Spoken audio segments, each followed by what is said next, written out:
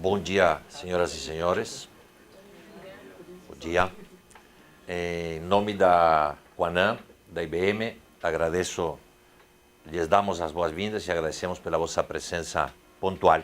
E vamos começar pontualmente às 9h30, como estava previsto. Meu nome é José Nordman, eu sou sócio e diretor-geral da Quanam no Brasil. Começamos com a apresentação da arquitetura e do modelo conceitual que é DCF, que é DCC. Em primeiro lugar, eu quero lembrar duas coisas aqui. Em primeiro lugar, que a Quanam é uma, se não me engano, só tem duas empresas no Brasil que podem utilizar esse logo.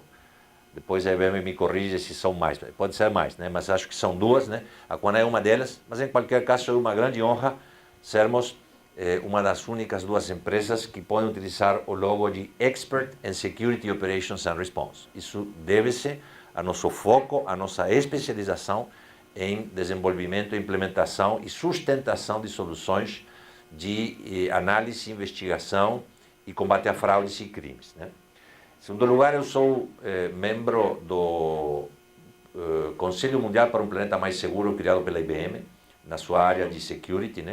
Esse é um conselho integrado por 40 pessoas do mundo inteiro, a maioria delas dos Estados Unidos, tem muitos europeus, alguns asiáticos e tem 3 latino-americanos. Um deles sou eu, em representação do Brasil, apesar de só ser brasileiro de coração, ainda não ser cidadão naturalizado brasileiro, isso daqui a pouco serei. Mas essa honra não se deve a mim, se deve à equipe da Quanam, que trabalhando com a IBM, vem fazendo um trabalho de evangelização por todo o Brasil com relação à difusão deste tipo de ferramentas. E nossa missão é aconselhar ao mais alto escalão da IBM na área de security, a nível mundial, sobre o que desenvolver, que produtos, que serviços, que funcionalidades desenvolver no futuro. Então, de alguma forma, eu sou a voz de todos vocês. Por favor, me utilizem para transmitir, que a gente fala diretamente com os vice-presidentes responsáveis pelo desenvolvimento de funcionalidades. Então, qualquer necessidade que qualquer órgão público ou empresa privada do Brasil tenha com relação às soluções da IBM, a gente pode transmitir e vai chegar diretamente a pessoas do mais alto escalão mundial da IBM que vão poder produzir decisões a respeito.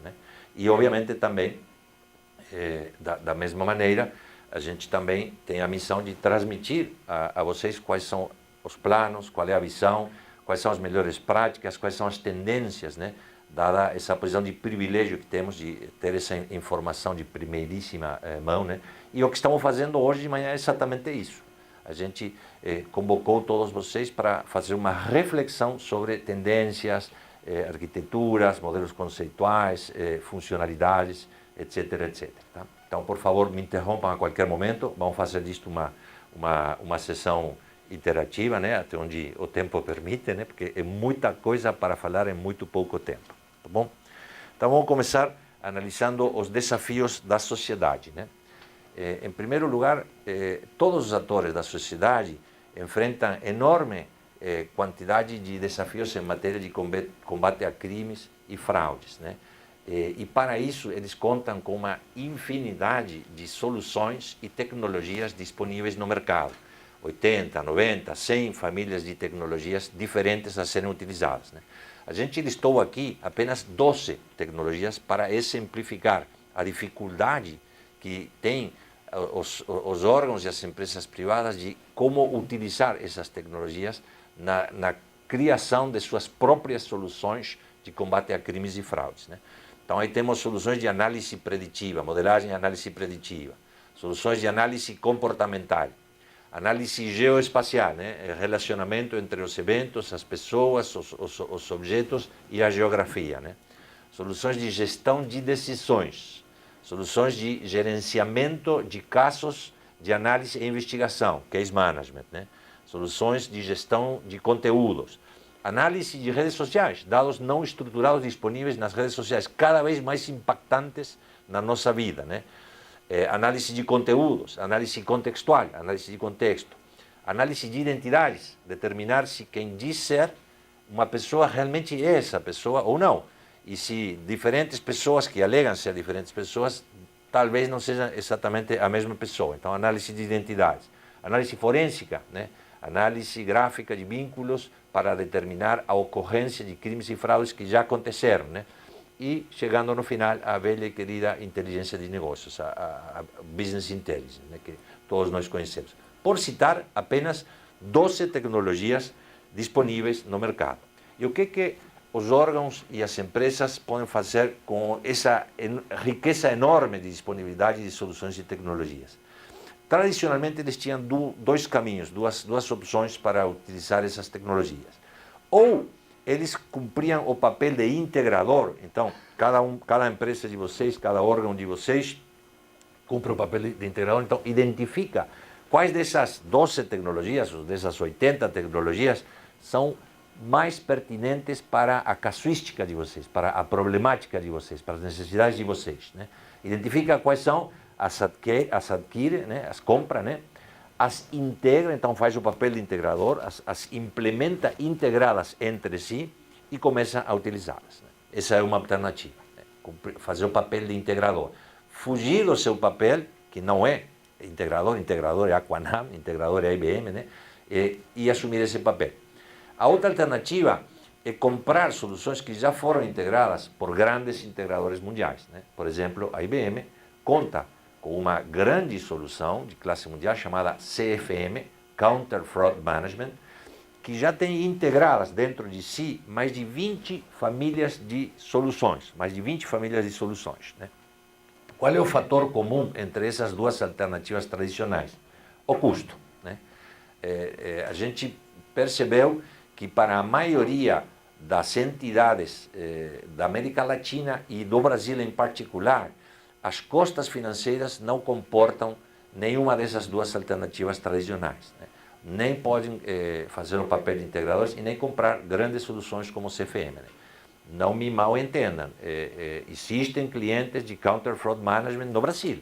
São grandes empresas, né, que têm tamanho, volume e recursos financeiros e que comportam e que tornam conveniente implementar uma solução como Counter Fraud Management. Mas 80, 90% das empresas e dos órgãos do Brasil não têm esses recursos, né?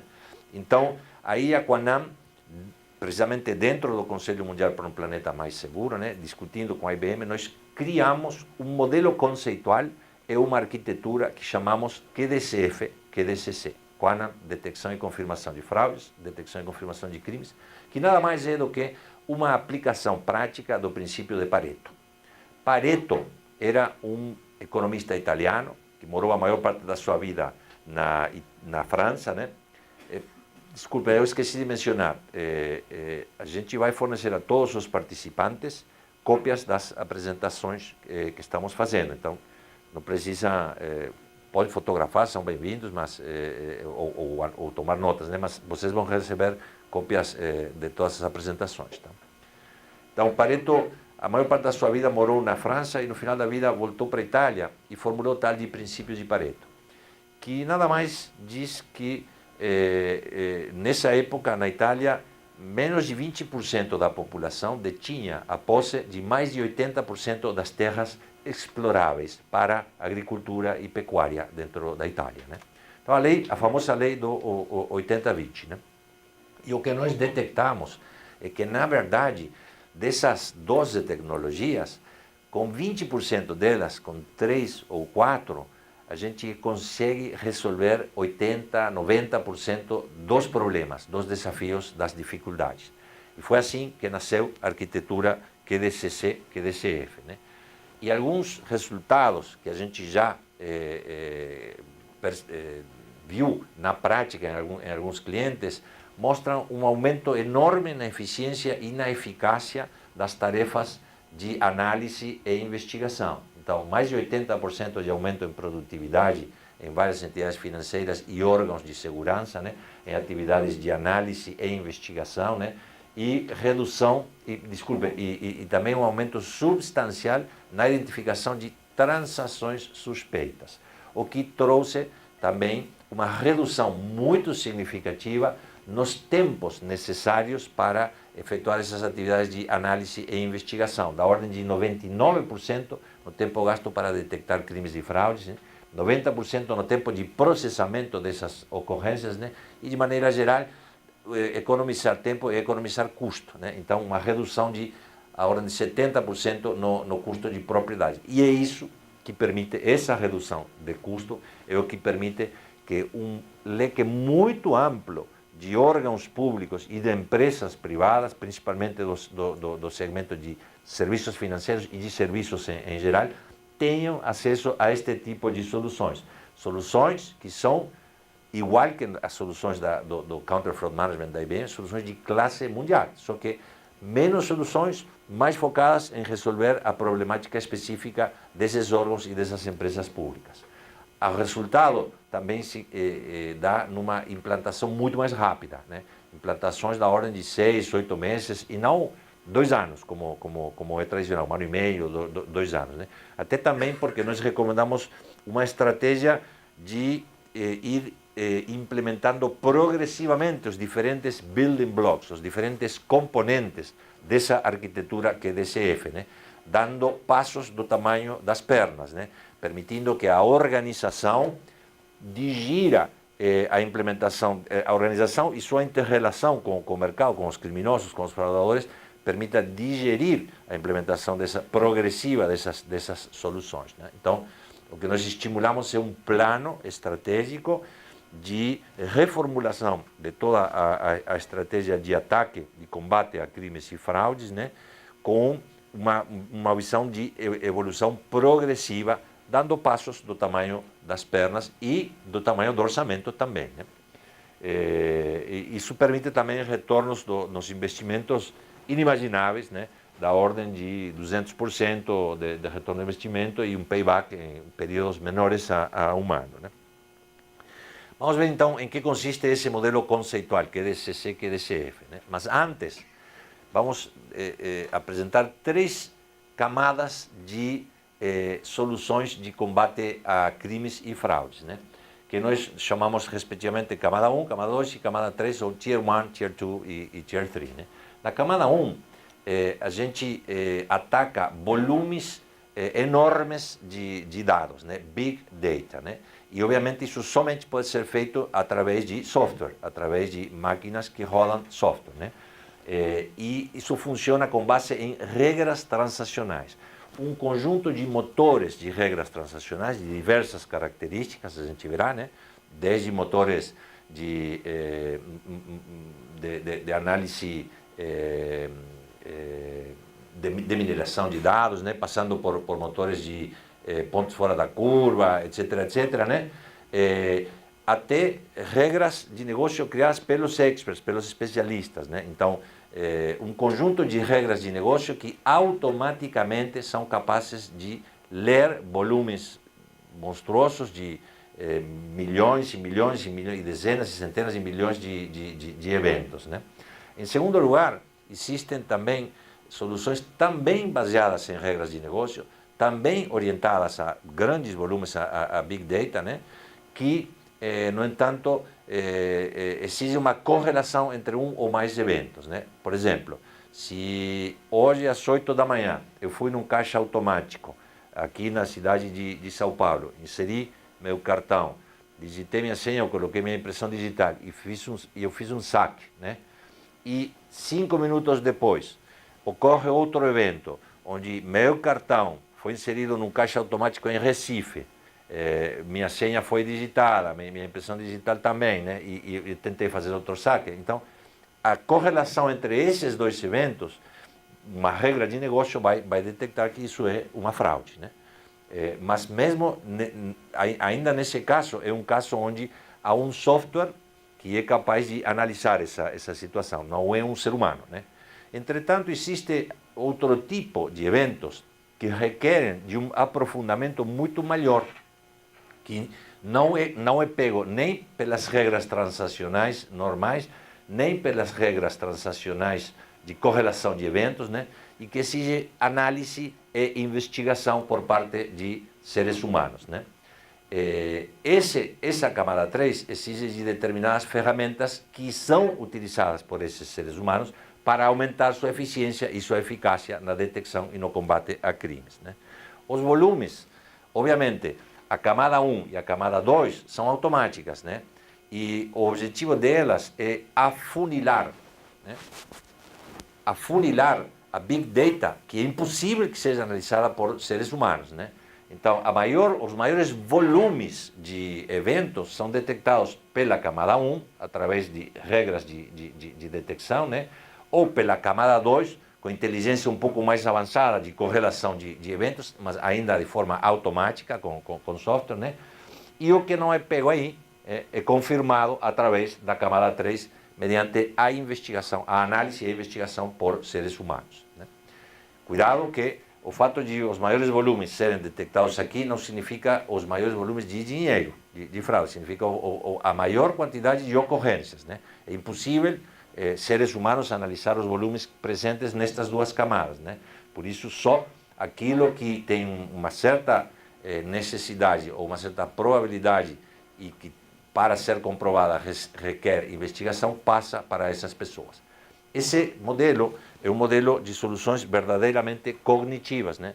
Porque combinam o conhecimento acumulado, enriquecido, retroalimentado, né? Machine learning, do software, né? Eu não sei porque se fala machine learning, deveria ser software learning, né?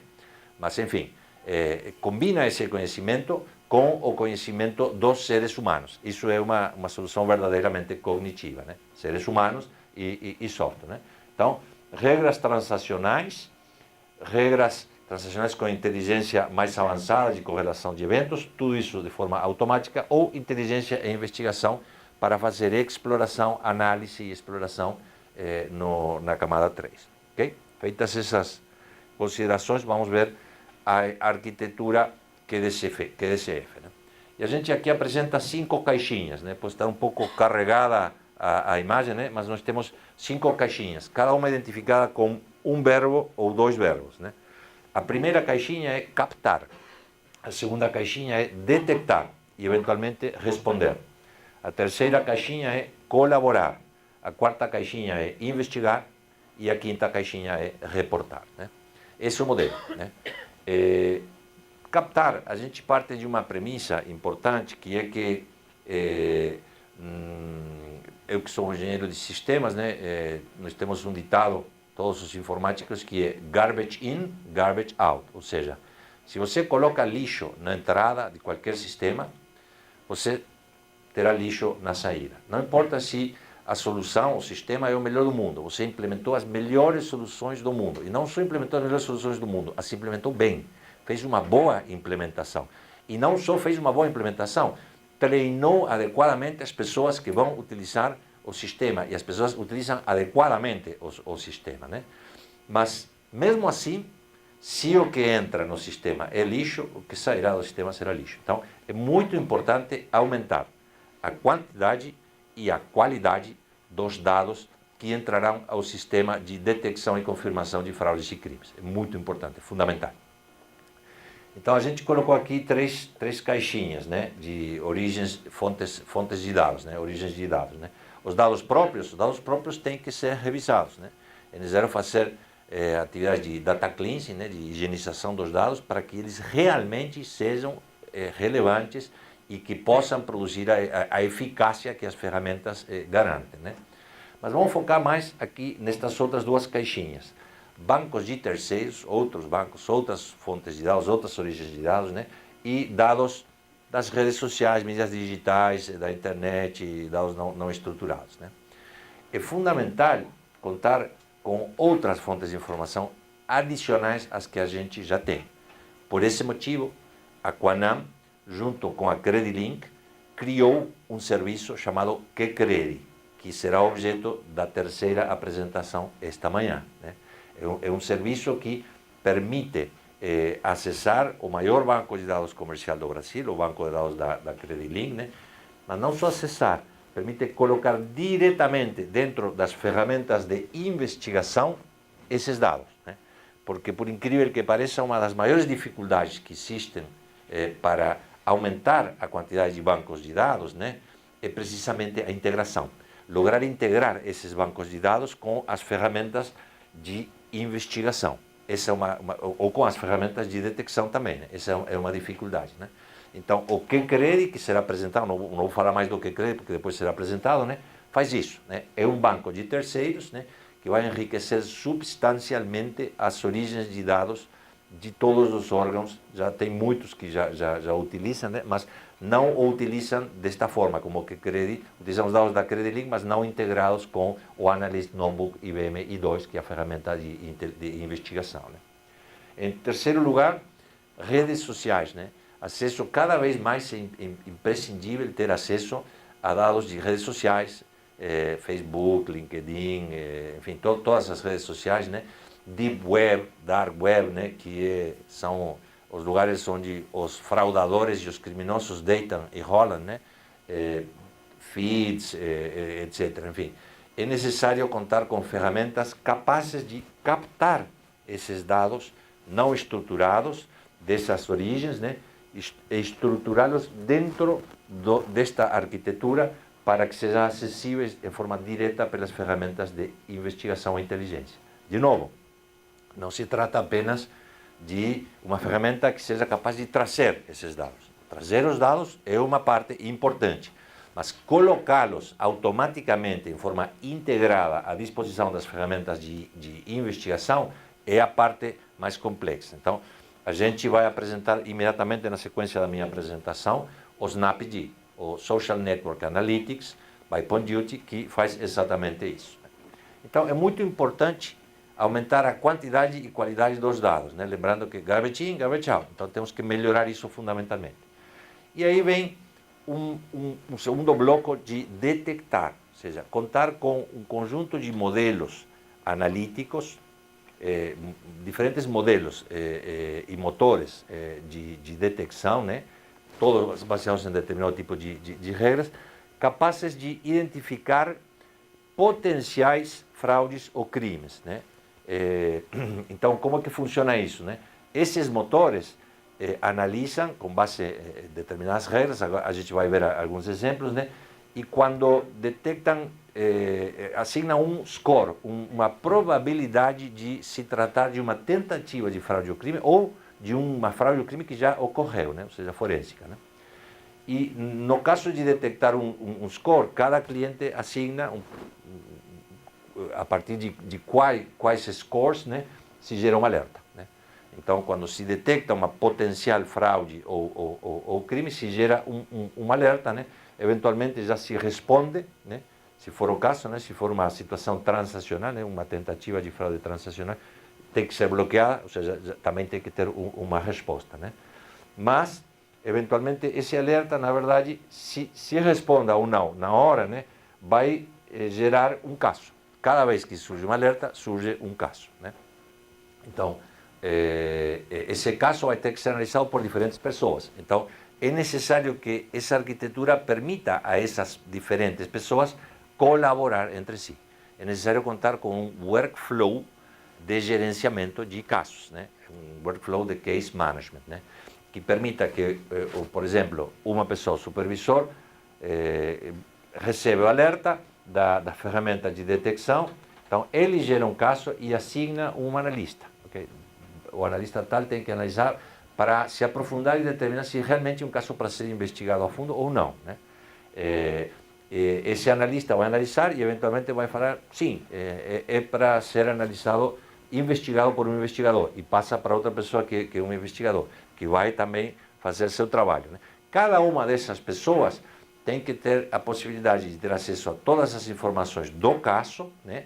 A origem, o que as anteriores pessoas comentaram, os arquivos de texto, imagem, som, ou do tipo que seja, que cada um anexou, né? E até as decisões que eles tomaram, né? Cada pessoa é capaz de ter acesso ao anterior e de produzir isso, né? Produzir mais comentários, anexar mais arquivos e tomar decisões, né? Então, colaborar. Se em determinado momento o analista realmente disse, não, isto amerita uma investigação e passou para o investigador, então passamos à quarta caixinha, investigar, né? Aí será que é o Tier 3, é a camada 3, né? Aqui nós temos camada 1 e camada 2, né? E aqui nós temos camada 3, né? Aí um investigador, um ser humano, vai se utilizar das ferramentas IBM i2, no nosso caso e no mundo inteiro, né? As ferramentas IBM i2 são as ferramentas amplíssimamente mais difundidas no mundo inteiro, para fazer esse tipo de tarefa de investigação, né? Aqui no Brasil não é diferente, né? Praticamente todas as polícias militares para inteligência e civis para investigação, a Polícia Federal também, a BIM, enfim, praticamente todas as secretarias de segurança pública do Brasil, todas usam esse tipo de ferramentas, né? Existem outras, mas o market share de IBM i2 nessa área de inteligência e investigação é enorme, no mundo e no Brasil não é diferente, né? Então, esse investigador vai se utilizar dessas ferramentas. Eu sei que no auditório tem muitas pessoas que já conhecem essas ferramentas i2, conhecem o que existia até faz um tempo, não conhecem todas as evoluções e as inovações que ocorreram com o i2. Por exemplo, a tendência a evoluir ao i2 colaborativo AI, Enterprise Insight Analysis, né? Mas esse investigador vai se aprofundar e vai determinar, ok, sim, realmente há uma tentativa de fraude, né? E vai gerar as provas que vão ir para a justiça, né? Os arquivos gerados pelo IBM i2 são utilizáveis em inquéritos policiais e na justiça. A justiça aceita os arquivos gerados pelo Analysis Notebook do IBM i2 e temos inúmeros casos de juízes por todo o Brasil que aceitam esse tipo de provas, né? Importante ressaltar aqui que, uma vez que se produz essa decisão do investigador, o sistema retroalimenta o modelo de detecção, né? Os motores de detecção, de forma tal que é uma solução realmente cognitiva e de machine learning, ou seja, a própria casuística vai enriquecendo o conhecimento, de forma tal que a próxima vez que um evento igual ou parecido a esse venha, vamos imaginar que esse evento gerou um alerta com um score de 70% de probabilidade de ser uma fraude, né? Foi analisado e foi detectado, sim, é uma fraude. Isso retroalimentou o sistema, né? A próxima vez que um evento igual ou muito parecido a esse entre, provavelmente o score não seja 70%, provavelmente seja 71%, por dizer qualquer coisa, né? Então, um caso de machine learning, né? Na verdade, aqui a gente tem exemplos de tecnologias que utilizam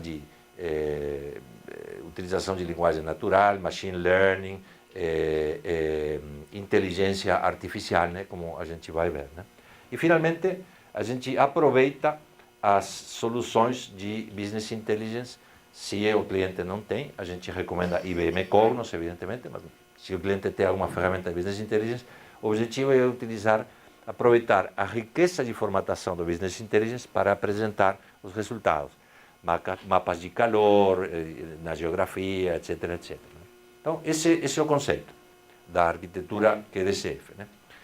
A maioria dos órgãos públicos, das comunidades de segurança, inteligência, investigação e das empresas de serviços financeiros, tem muitos bancos e seguradoras que utilizam este tipo de soluções, a maioria delas trabalham só com dados próprios, não utilizam modelos de detecção para afunilar a Big Data e nem de colaboração, e aqui só utilizam um pedacinho pequeno das ferramentas disponíveis para a investigação.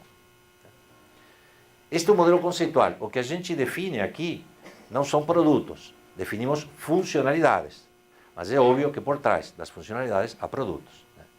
Se o cliente já tem produtos, vamos imaginar um cliente qualquer que quer implementar um motor de detecção, uma solução de análise preditiva, modelagem, né?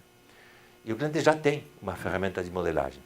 Se o cliente já tem essa ferramenta de modelagem, nossa intenção é aproveitar essa ferramenta e utilizá-la, integrá-la com os dados que sejam captados, né? E seguir na sequência, como mínimo integrá-la com as soluções de investigação, né? Se o cliente não tem, a gente oferece, né? Mas através de um plano estratégico que nós oferecemos para discutir com cada um de vocês, né?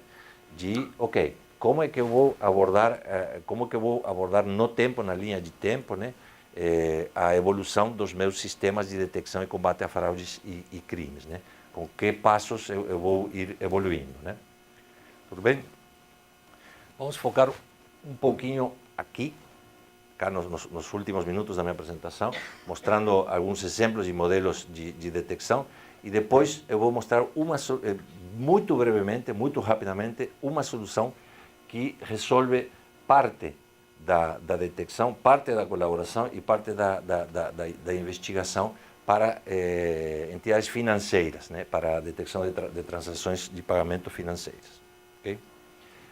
Modelos na fase de detecção, os modelos são de vários tipos. Aqui a gente só colocou 4, mas tem mais, né? Por exemplo, aqui não está presente detecção de identidades, né? Soluções de detecção de identidades, que seria um modelo de detecção, né? Segmentação, né? Se um evento se produz numa região propensa a determinado tipo de atividades, por um tipo de organização com um determinado modus operandi, com base na semelhança em eventos anteriores, na casuística anterior, né, o sistema é capaz de detectar por segmentação, ok, o score deste evento é alto, há uma probabilidade de X de que isto seja uma tentativa de crime ou de fraude, né? Regras específicas é um motor de regras que permite que seres humanos, os analistas e os investigadores, coloquem na forma de regras de negócio o conhecimento que eles já têm do negócio, dos criminosos, dos fraudadores, né? Isso é muito importante, porque isso interatua com outras soluções, como, por exemplo, os modelos preditivos, que são 100% modelos estatísticos e software, né? E aqui é o ser humano que está colocando a regra de negócio. Por isso, nossas soluções são verdadeiramente soluções cognitivas, né? Então, é colocar no sistema o que a empresa, a organização já conhece, porque está na cabeça dos seus especialistas, né? Isso permanentemente está sendo atualizado. Então, há um motor de regras que permite fazer isso. Modelos preditivos, né? Soluções de análise preditiva, de modelagem de dados, né? Que permitem, através de mineração de dados, detectar, com base na experiência histórica dos dados, a possibilidade de ocorrências de fraudes, né? Ou identificar pontos anômalos, pontos fora da curva, né? Moscas brancas, né? Normalmente, neste tipo de eventos, as características, as circunstâncias são tais e quais, e aqui é um evento desse tipo, mas aqui tem uma coisa que destoa, que é um ponto fora da curva. Enfim, por citar apenas alguns, né? Vamos falar um pouco agora sobre Counter Fraud Management for Safer Payments, que é a solução para soluções transacionais de entidades financeiras, tá? Então, primeiro as tendências com pagamentos, né? A primeira tendência é crescimento das cifras, né? Fraudes anuais globais com cartões mais que duplicam, alcançando 35 bilhões em 4 anos, quase 10 bilhões de dólares por ano, né? 1,4 bilhões de ienes roubados em 1.400 caixas automáticos japoneses, né? 2 índios americanos condenados em golpe por 200 milhões de fraudes com cartões de crédito, e assim vai, né? E no Brasil não é diferente, né? A primeira constatação é que os crimes acontecem muito mais rápido, porque os criminosos e os fraudadores se utilizam extensivamente de tecnologia. Eles trabalham com Big Data Analytics e com soluções extremamente avançadas. Então, aquela antiga forma de combatê-los, onde o tempo disponível para detectar novas modalidades de fraudes ou de crimes se media em dias, semanas, meses, né? Isso não existe mais. Porque hoje em dia, quando os criminosos identificam uma fragilidade no sistema, uma janela de oportunidade, em segundos, em minutos, eles produzem uma fraude enorme que vai prejudicar, geralmente, a entidade de serviços financeiros. Geralmente não é o consumidor, mas pode ser também o consumidor, né?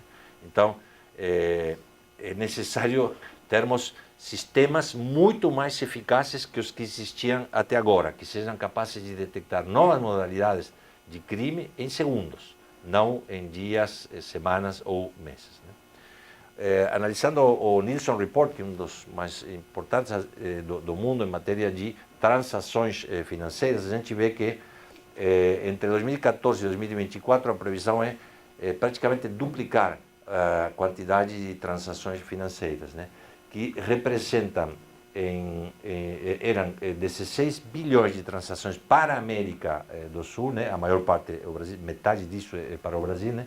E em 2024 vão passar para 30%, ou seja, a América do Sul será 6% do volume total de transações. A tendência, então, é de um aumento significativo e sustentável ao longo do tempo das transações eletrônicas, né? E, consequentemente, as fraudes também aumentam, né? Por exemplo, o próprio Nielsen Report mostra que entre 93 e 2004 a curva de incremento das fraudes com cartões de crédito e débito, né, não parou de crescer e se acelerou nos últimos anos. Entre 1993 e 2014, onde a fraude totalizou 16 bilhões de dólares em total, né? E os meios de pagamento que continuam sendo utilizados cada vez mais são precisamente os meios de pagamento eletrônicos. Somente o pagamento em dinheiro vivo e os cheques, né, diminuíram no período analisado aqui pelo Nielsen Report entre 2010 e 2015. Né? Pagamento em dinheiro vivo diminuiu da ordem de 7%, cheque a gente sabe que está em um declínio permanente, não desaparecerá, sempre continuará existindo, com volumes cada vez menores, mas continuará existindo, né? Mas nesse período decresceu 34%. Já todos os outros meios de pagamento eletrônicos, com ou sem cartão, com cartão de crédito, cartão de débito ou sem presença de cartão na internet, todos eles cresceram, da ordem de quase 50%. Cartão de crédito 48%, cartão de débito 46%, pagamentos eletrônicos 45%. Né? Então, o volume aumenta, né? O que significa que as fragilidades também aumentam. Não só o volume aumenta, os canais de utilização dessas transações aumentam, criando novos canais que expõem cada vez mais as fragilidades. Isso afeta todo o ecossistema. As processadoras de pagamento, os merchants, os comércios onde se produzem as compras, né? As redes de aquisição, as passarelas, as bandeiras dos cartões, os próprios bancos emissores ou fornecedores de meios de pagamento alternativos, inclusive. Né? Se a gente tivesse que resumir com uma frase qual é a tendência principal com pagamentos no mundo, seria esta frase aqui com fundo azul, claro. Né?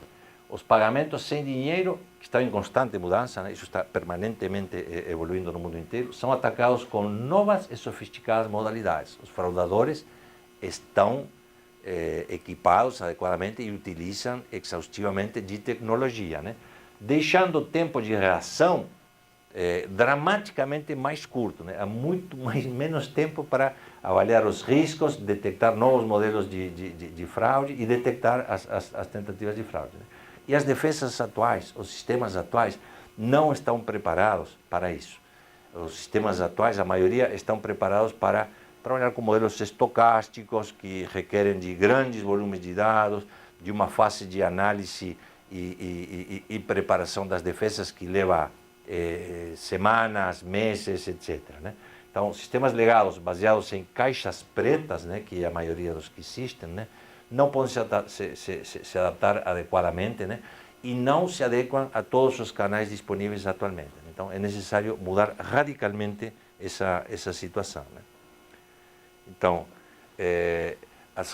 como a gente falou, os famosos modelos estocásticos, né, as caixas pretas, né, onde o cliente tem que fornecer grandes volumes de dados a um fornecedor, que leva esses dados para seu headquarter, seja lá onde fique, nos Estados Unidos ou onde seja, né? E aplica uma série de algoritmos que nós não conhecemos, que nós como clientes não conhecemos, por isso é uma caixa preta, né? E por isso nos falam sempre, confia no score. Confia no score, confia em mim, eu vou te dar como solução, você tem que confiar, né? Isso requer também quantidades massivas de dados e demora muito tempo. Né? Os modelos baseados exclusivamente em regras, né, também são insuficientes. Né? A criação de regras é extremamente difícil, né? As regras são criadas por seres humanos, na maior parte dos casos, né? E é impossível, dentro dos tempos de reação exigidos, criar essas regras. Então, a solução é trabalhar com a combinação desses elementos e outros elementos. A solução é trabalhar com inteligência artificial, né? Como, por exemplo, o Safer Payment, que possui o aprendizado automático das redes neurais, né? Ou seja, possui as benesses das redes neurais, mas não na modalidade caixa preta, né? A inteligência artificial e o machine learning permitem que a própria casuística retroalimente essa inteligência artificial, né? Mas se combina com a inteligência humana. A decisão final no Safer Payments não é da rede neural. A decisão final é do especialista. E essa decisão final, eventualmente, até pode contrariar a recomendação do modelo neural. Essa é a definição de um expert, né? Uma pessoa que é capaz, às vezes, de tomar uma decisão que pode contrariar todos os indícios, eventualmente, né? Então, se utilizam algoritmos desenvolvidos especificamente para a prevenção de fraudes, dentro de uma tecnologia de inteligência artificial e numa modalidade completamente aberta, uma caixa branca, onde o usuário é capaz de ver por que, se fizeram as recomendações, quais são as recomendações e escolher dentro das recomendações a que ele preferir. Então, o IBM Watson Safer Payments é uma solução de software para a prevenção de fraudes em tempo real em qualquer tipo de sistema de pagamento sem dinheiro, okay? sem dinheiro vivo e através de qualquer canal. Então, todos os meios de pagamento sem dinheiro vivo, né? Via internet, pagamentos eletrônicos, cartão de débito, cartão de crédito, etc., né? Através de todos os canais. Mobile banking, etc. Né? Então, cartões, cheques, transferências, boletos, chip and PIN, TED, etc. Né? E o sistema cobre tanto a parte de detecção de tentativas de fraude, então a segunda caixinha do nosso modelo, né? Como o gerenciamento dos casos, então a terceira caixinha, a colaboração, né? E a investigação eventualmente de curto prazo também, né? Então, características importantes, a quantidade de falsos positivos que garante o Safer Payments é da ordem de 3 a 1. Primeira vez que eu vi esse indicador de falsos positivos, há quase 30 anos, eu pensei que significava, olha, de cada 3 casos analisados, ele erra em 1. É o contrário. Por cada 3 erros, 1 é uma confirmação. Né? Então, aí, eu lembro, há 30 anos eu pensei, caramba, mas perde o dobro de vezes que acerta, né? Mas, na verdade, na maioria dos sistemas de caixa preta, esses indicadores são de 50 a 1. Ou seja, a quantidade de falsos positivos é infinitamente maior que a do Safer Payments. Para vocês terem uma ideia, Visa, para homologar sistemas de detecção de fraude, exige 25 a 1. 25 a 1. E nós temos casos comprovados em redes com amplíssimos quantidades de volumes de informação, com volumes de 3 a 1. Né?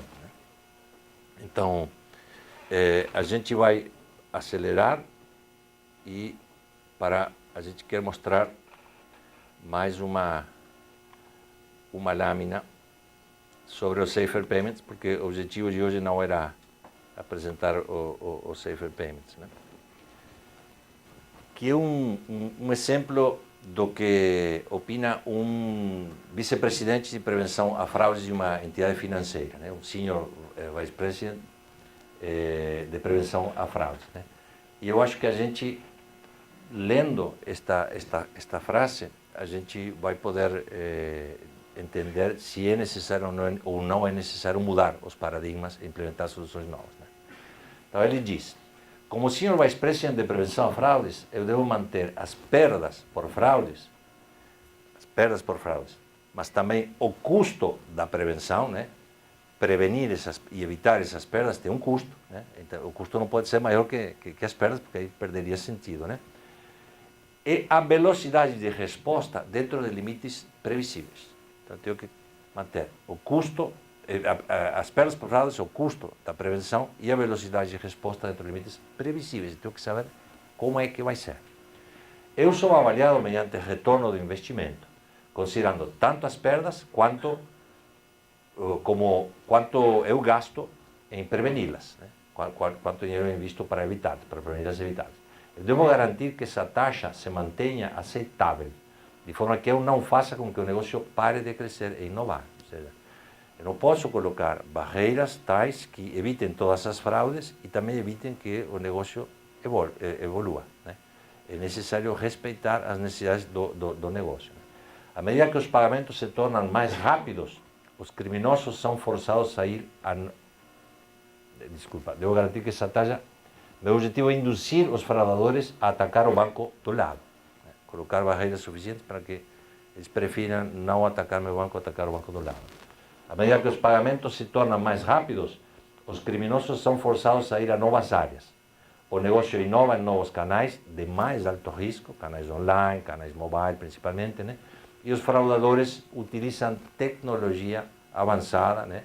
Big Data Analytics, para efetuar ataques mais sofisticados e cada vez mais rápido, o que faz com que minha capacidade de manter meu negócio previsível se torne cada vez mais difícil.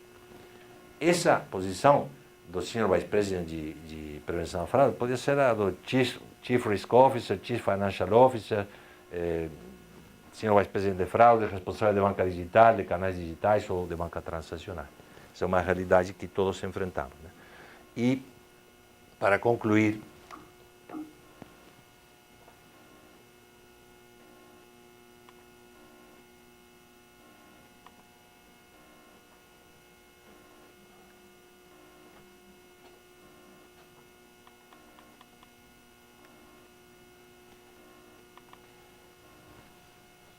disculpen, algumas perguntas que, respondendo essas perguntas, a gente pode chegar à conclusão: precisamos de uma ferramenta como o CFR Payments ou não? Então, beleza. Primeira, vocês podem identificar e prevenir as novas modalidades de fraudes emergentes? Vocês têm ferramentas que lhes permitam identificar quando surge uma nova modalidade de fraudes? Vocês têm ferramentas? Vamos imaginar que sim, temos ferramentas, mais ou menos automáticas, mais ou menos sofisticadas, mas temos. Mas beleza, mas quão rápido você consegue responder com medidas apropriadas, com medidas que realmente parem esses ataques? Você tem ferramentas de detecção, mas essas ferramentas de detecção conseguem reagir muito rapidamente? Quão rápido conseguem reagir, né? Quão fácil é testar seus modelos de detecção de fraudes antes de implementá-los em produção? Ou seja, você detectou uma nova modalidade, cria uma defesa, você pode testá-lo rapidamente com dados de produção, com dados reais, antes de colocá-lo em produção propriamente dita, né? Depende do seu fornecedor para atualizar seus modelos analíticos. Seus modelos analíticos você tem que mandá-los a seu fornecedor, ou você mesmo tem a possibilidade de você construir esses modelos e atualizar esses modelos analíticos. E por aí vai. Está feliz com a taxa de falsos positivos do sistema atual, etc, etc, etc. Então, há uma pesquisa que foi feita pela IBM com executivos de entidades de serviços financeiros, e 81% deles dizem que leva aproximadamente 4 semanas descobrir uma nova modalidade de fraude. 4 semanas. Então, outras 4 semanas para ajustar as ferramentas de scoring, né? As ferramentas de combate a essas tentativas de fraude, né? Enquanto isso, a exposição a essas fraudes continua. Então, 2 meses para uma coisa que em segundos é capaz, em minutos, é capaz de produzir fraudes por cifras monumentais, né? E o Safer Payments permite fazer isso em minutos. O Safer Payments é capaz de detectar uma nova modalidade de fraude em minutos, né? Ele detecta automaticamente, através dos sistemas de inteligência artificial que o compõem, né? E cria um novo perfil. O ser humano, o analista, cria um novo perfil. E automaticamente esse novo perfil recalcula todas as instâncias do sistema de vocês, com todas as variáveis, aplicadas sobre as bases de produção sem modificar essas bases de produção. Então, em minutos, se detecta uma situação, se oferece ao analista 2 ou 3 modelos que o sistema criou automaticamente, né? E o analista é capaz de testá-los. Né? Então, ele gera esses modelos, né? E os testa, né? Com dados reais, com dados de produção, e vê qual é a eficácia, qual é o real resultado do scoring sugerido em tempo real. Né? Então ele escolhe, o ser humano escolhe, ok, desses 3 modelos eu vou ficar com este e implemento já. Né? Atualiza o modelo e começa a utilizar. Tudo em minutos. Tudo como caixa branca, ou seja, o analista vê quais são as regras que foram criadas pelo sistema de inteligência artificial, né? E ele escolhe qual testar e qual colocar em produção. Então, nosso objetivo hoje era, com relação a QDCF, QDCC e a CFPM, será apenas abrir vosso apetite. Né? Bom dia, pessoal. Que, na verdade, até o Nordman comentou, eu sou executivo da área, sou responsável por todo o time da IBM, vendas, pré-vendas, soluções e também parcerias, que é o ponto que a gente está comentando exatamente aqui. Agradecer vocês hoje por essa manhã, até o comecinho da tarde aqui, de estar investindo o tempo de vocês e falando com um parceiro nosso sobre uma solução muito importante que toca o nosso mercado, né, que é a fraude. A gente sabe que o brasileiro é criativo. Pena que a gente usa a nossa energia para o lado que não deveria. Mas a gente também tem pessoas muito criativas do outro lado que combatem isso. Né? Até o Cadu hoje, né, minha pessoa aqui que cuida da parceria e alianças, ele falou, João, vai ter um evento de fraude lá. Eu falei, cara, então vamos proteger, né? É um evento de antifraude. A gente sempre tenta falar da fraude. É a prevenção. Né? Eu fiz essa brincadeira com ele de mais cedo, ele falou, vai ter um evento de fraude. Eu falei, não, chama a polícia, né? Peraí. Né? Vamos fazer, já que você já sabe, já teve esse insight antes. E essa é a questão. A gente tenta sempre vestir aquele chapéu do bombeiro, né? Sem apagar o incêndio. Mas com a inteligência, a prevenção e a postura de segurança que você leva, você reduz o incidente, você mitiga, né? Não vai chegar a zero, mas você já tem um saving natural. Né? A gente tem uma pesquisa recente, quando a gente está falando de vazamento de dados, e a contra-inteligência faz parte disso, a gente vê que empresas onde a postura de segurança ela é maior, ou seja, maior maturidade para o tema, menor o seu prejuízo. Então, às vezes a gente não está falando só da questão de, né, poxa, eu tenho uma área, é prevenção de perdas, seja qual for o nível. E a gente sabe que o fraudador, ele olha o seguinte, onde é que está mais fácil fazer? Ele faz gestão de risco. Ele vai olhar e fala, putz, cara, onde é que eu consigo fazer que ninguém está pegando? Qual aquela inteligência de negócio? Ele pega o inside information e fala, ó, transação abaixo de 10 mil, ninguém olha. Tá bom, a transação é 9.999. Essa é a forma que ele vai trabalhar. Ele vai ali no ponto porque ele sabe que é uma ferramenta. Mas a ferramenta sozinha não faz nada. Depende de vocês utilizando a melhor ferramenta. Como já tem um dito popular, que um tolo com uma ferramenta ótima continua sendo um tolo. É a inteligência que a gente está fazendo aqui. Então, trazer uma solução consagrada com um parceiro que entende do negócio e ajudando vocês a fazer isso. Essa é a nossa missão. Então, gostaria só de agradecer, não vou tomar mais o tempo de vocês, que o conteúdo importante está aqui, essa troca de experiência, mas deixar as portas da IBM abertas sempre para vocês, assim, se vocês tiverem alguma ideia, uma dificuldade, alguma outra coisa, contem conosco sempre. Legal? Obrigado, gente. Obrigado, João. Então, em seguida vamos a seguir com a agenda programada. Antes, só uma mensagem. Todos vocês se cadastraram, né? Então a gente tem os e-mails de vocês, a gente vai encaminhar as apresentações feitas hoje de manhã para todos vocês, né? E também queria mencionar que para aqueles órgãos públicos que estejam presentes, está em vigor uma ata de registro de preços que nós vencemos, a Coana venceu uma licitação no final do ano passado na ABIN, Agência Brasileira de Inteligência, onde estão listados muitos componentes do IBM i2 desktop, né, o Analyst Notebook, o iBase, XA, etc., e componentes de serviços também, que permitiriam a qualquer órgão aderir a essa ata, porque é uma ata federal, né? Tem uma dupla vantagem. Primeiro, o preço que foi dado nessa licitação foi muito baixo em função do volume, né? Então foi um preço muito baixo e, além disso, foi em setembro do ano passado. Depois os preços aumentaram e o dólar disparou, então a oportunidade de aderir tem uma enorme vantagem econômica, é outra vantagem de tempo. Os órgãos que aderam, na verdade, têm um prazo de 2 semanas, mais ou menos, 3 semanas como máximo, culminam o processo e obtêm a compra totalmente legal dentro da ordem jurídica do Brasil.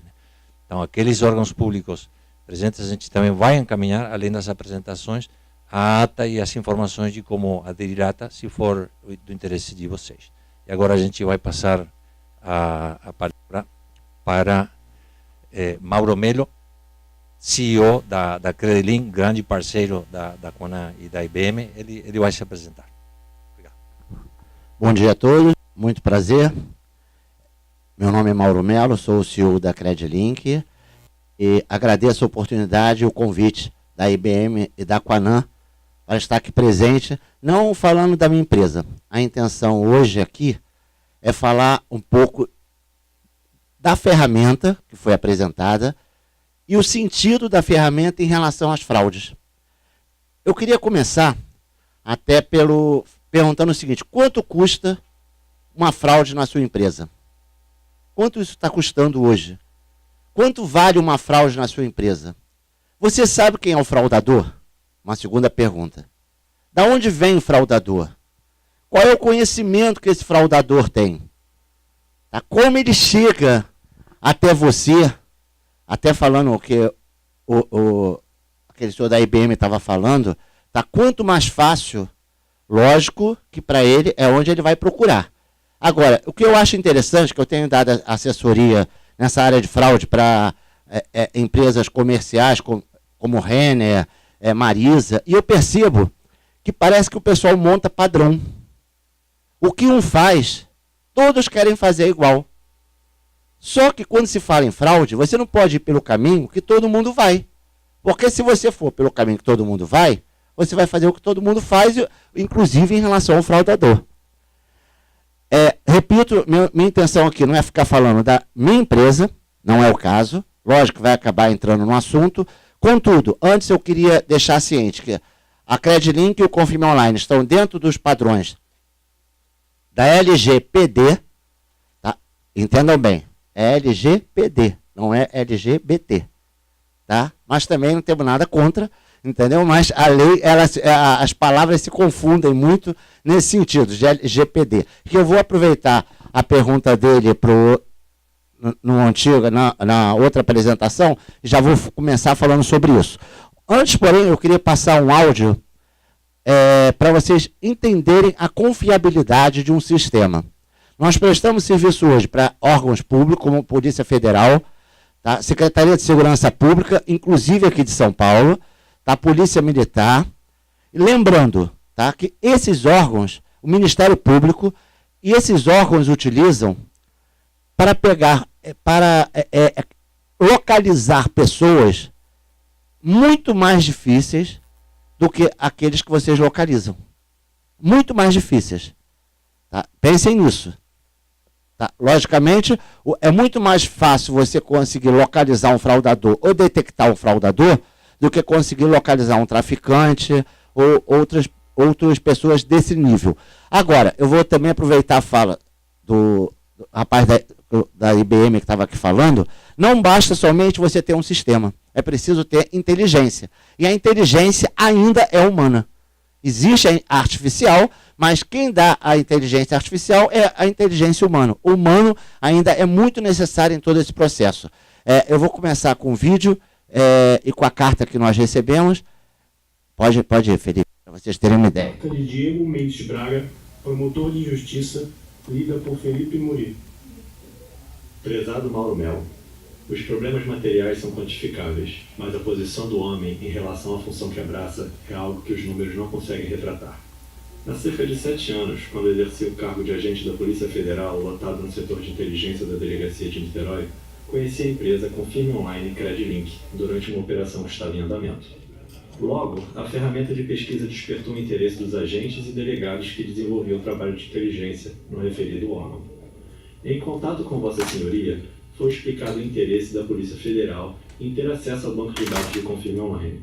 E apesar de não ser o nicho de mercado, a empresa colocou-se inteiramente à disposição. Inicialmente, foram disponibilizadas gratuitamente senhas de acesso ao site e, posteriormente, após confirmação de que o banco de dados era extremamente eficaz para o desenvolvimento das atividades investigativas, foram firmados vários contratos entre a Polícia Federal e a pessoa jurídica de Vossa Senhoria e diretor. De certo, ao longo de 11 anos que fiz parte dos quadros da Polícia Civil Federal, posso afirmar com segurança que a ferramenta de pesquisa disponibilizada pela empresa é absolutamente imprescindível nas investigações realizadas pelas polícias judiciárias. Os critérios de pesquisa e informações contidas no banco de dados da Confirme Online, em alguns aspectos, são mais completos e amplos que os bancos de dados oficiais utilizados pelos órgãos públicos, tais como InfoSec, Detran, etc. Atualmente, ocupo o cargo de promotor de justiça do Estado de Goiás e ainda utilizo o site Confirme Online para desenvolver o trabalho investigativo e outras pesquisas necessárias nos processos judiciais. Essa parceria de vários anos só foi possível em razão da política altruísta e comprometida da empresa e de sua diretoria com o bem comum e com o combate às ilegalidades do país. Sem dúvida, Vossa Senhoria e os demais colaboradores da empresa sempre se comportaram com o mais alto espírito profissional e com um desempenho acima das expectativas. Pode-se afirmar que o serviço desempenhado pela pessoa jurídica Confirme Online é digno de admiração, haja vista que auxilia sobremaneira instituições públicas que gozam de grande respeitabilidade no país. Nada mais justo que trazer a quem interessar possa o perfil da empresa e de sua diretoria. Felipe, pode encerrar, já deu para ter uma ideia. Obrigado, Felipe. Ok. Isso aí é só para ilustrar um pouco o nosso trabalho. Quando nós falamos do trabalho da CredLink, eu não quero só ajudar as empresas, não quero ajudar somente as instituições públicas. Nós queremos também ajudar o consumidor, que da maioria das vezes também é lesado em termos de fraude. Muitas vezes o seu nome é usado e você não tem ciência que seu nome está sendo usado, só vai descobrir quando você precisar de alguma coisa.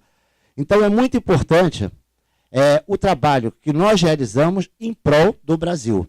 Nós estamos falando de um país com mais de 200 milhões de habitantes, em que Dom Pedro I proclamou a independência sem Facebook, sem WhatsApp e com o mesmo idioma em toda a nação. Então aqui se vende para um público numa mesma linguagem. Isso é muito positivo e nós temos que acreditar nisso. Que cada um faça a sua parte para podermos melhorar cada vez mais e entender que o potencial que está sendo criado não é para a gente, é para os nossos filhos, para os nossos netos, para os nossos descendentes, e nós temos que ficar firme nessa bandeira de construir uma grande nação. Nós estamos agora com esse projeto do cadastro positivo, que a CredLink apoia o cadastro positivo. Nós estamos criando também o nosso cadastro positivo. Contudo, sabemos que esse cadastro positivo vai ser muito bom para o futuro, levando em conta que o país, diferentemente dos Estados Unidos, de outros países, nós temos aqui um país com várias regiões e que cada um tem um perfil diferente. Por ter um perfil diferente, você não vai poder montar padrões. Tá? Ou seja, o cliente do Norte, do Nordeste, não vai ter o mesmo perfil de um cliente do Sudeste. Então, tudo isso está sendo estudado para nós podermos ter realmente o melhor cadastro positivo. Aproveitando, eu não inicio falando sobre essa questão, mas eu vou começar a falar sobre a Lei Geral de Proteção de Dados, aproveitando que o Gabriel... É isso mesmo? Falei certo? Foi o Adriano que comentou sobre a Lei Geral... O Adriano comentou sobre a Lei Geral de Proteção de Dados. Você sabe de onde vem a sua informação? Da onde você está buscando? Você está buscando mais barato? Tá? A informação que está chegando na sua empresa é a informação mais em conta? É aquela que você conseguiu um preço fabuloso, tá? E que está com desconto? Não sei se é isso que você está buscando. Tá? Contudo, nós sabemos que a Lei Geral de Proteção de Dados, que é a Lei número 53, não vou falar sobre ela, não vou falar sobre essa lei, porque não é o assunto aqui, mas apenas para completar o que o Adriano falou. Muita coisa que eu vou falar aqui, muita coisa que eu vou mostrar, na verdade, já foi modificado. Ela vai entrar em vigor. Mas até ela entrar em vigor, daqui a 1 ano e 8 meses, que seja, nós já temos que nos preparar para isso. Essa lei ela foi aprovada no Brasil, nós fomos os últimos países, bem dizer, a aderir à lei, tá? E ela foi realmente aprovada com pressa por causa da GDPR europeia. Porque a Europa estava nos pressionando, porque o Brasil ainda não tinha, isso estava dificultando negócios também para o Brasil. Então, começou a acelerar esse processo, entendeu? De realmente da lei aqui no Brasil. Agora, um cuidado importante, quem trabalha cartão de crédito, não sei se todas as empresas que trabalham, é a primeira coisa, o pessoal tem que começar a mudar a documentação que se assina. Tá?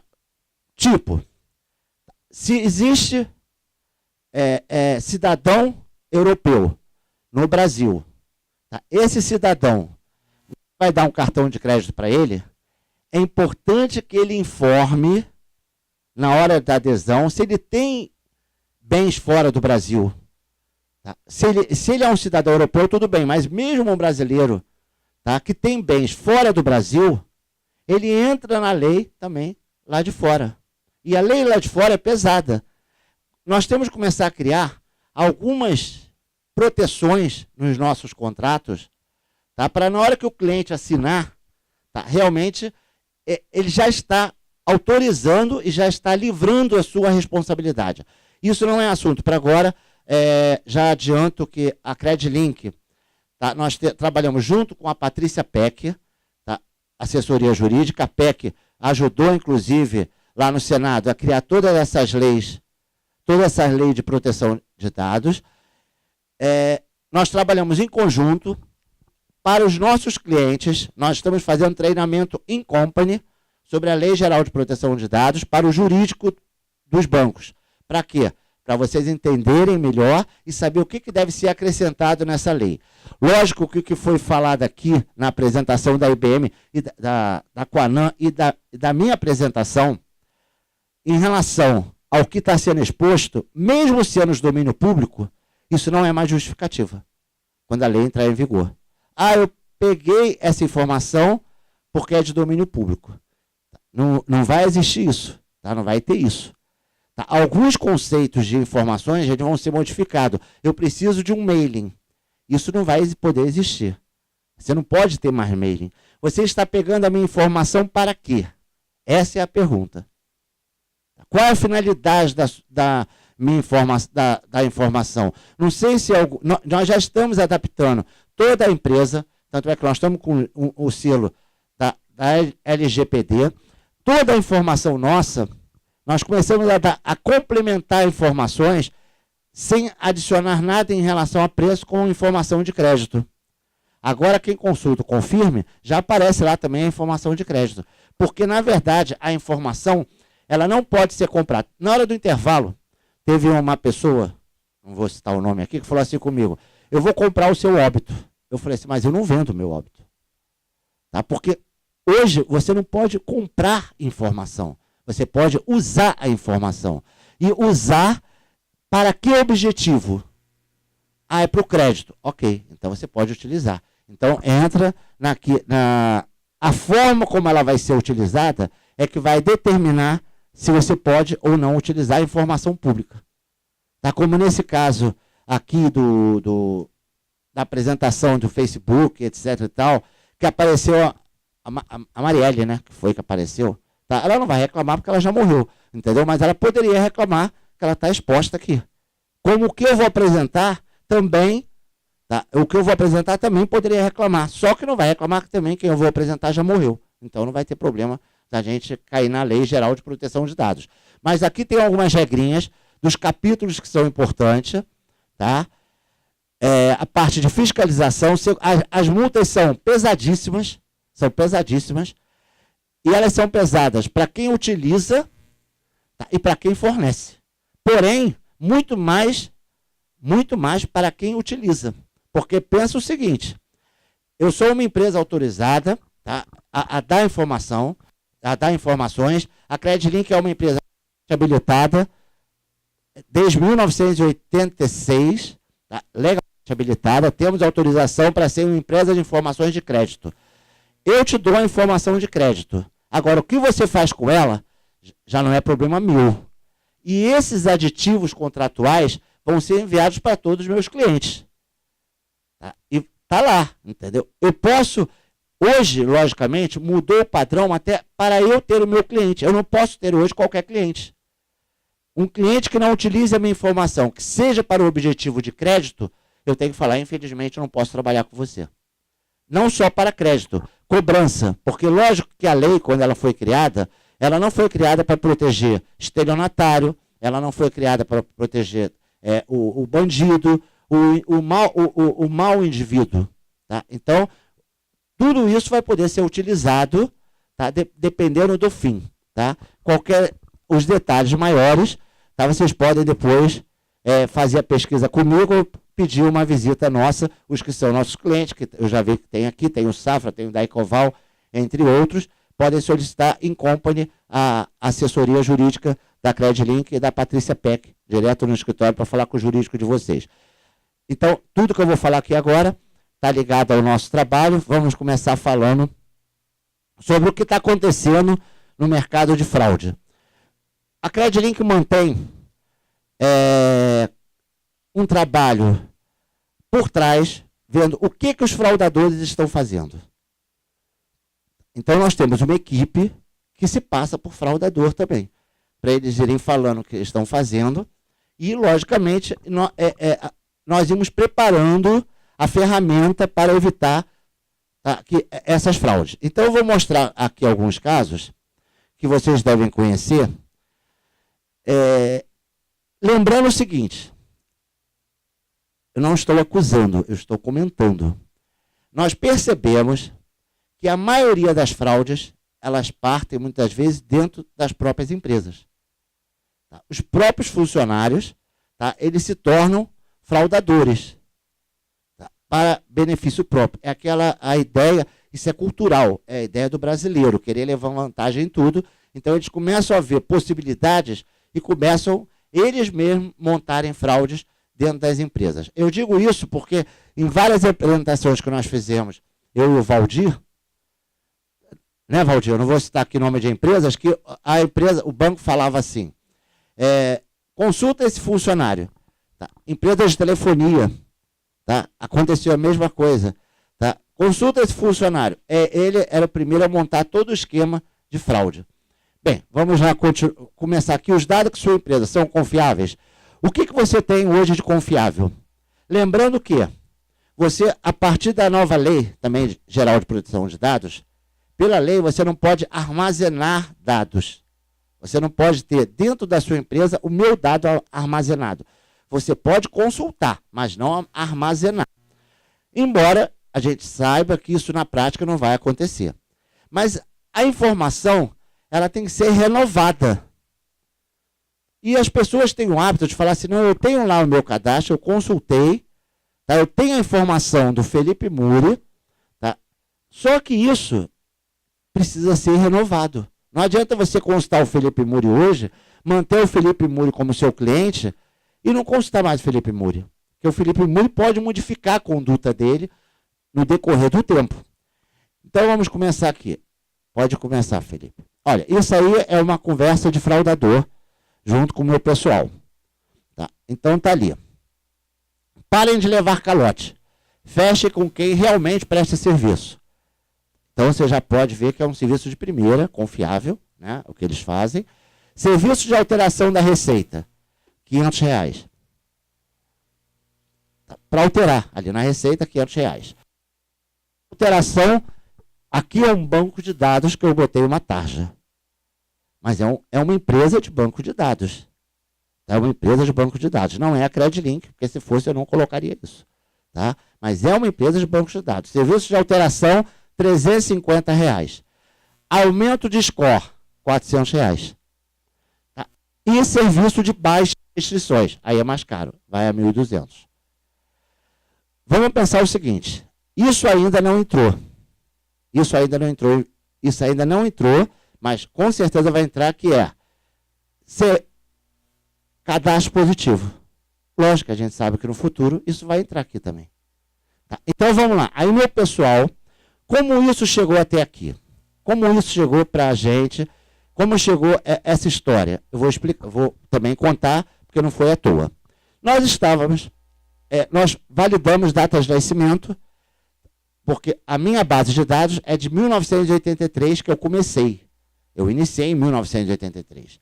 Então, todo mundo que nasceu antes de 83, eu tenho na minha base. Está lá. Eu vou citar o nome do banco com permissão. O nome do cartão. Aí o American Express, através do Bradesco, me ligou e falou assim, Mauro, não mude sua data de nascimento, que a sua está certa. Eu falei, mas por quê? Ele vê com o seu pessoal de TI. O meu pessoal estava já levantando que não estava mais coincidindo a minha data de nascimento com a data de nascimento da Receita. Não está confirmando, não está batendo. Nós começamos a achar estranho, por quê? Porque, pelo que eu saiba, ninguém muda a data de nascimento. O sujeito nasceu, nasceu.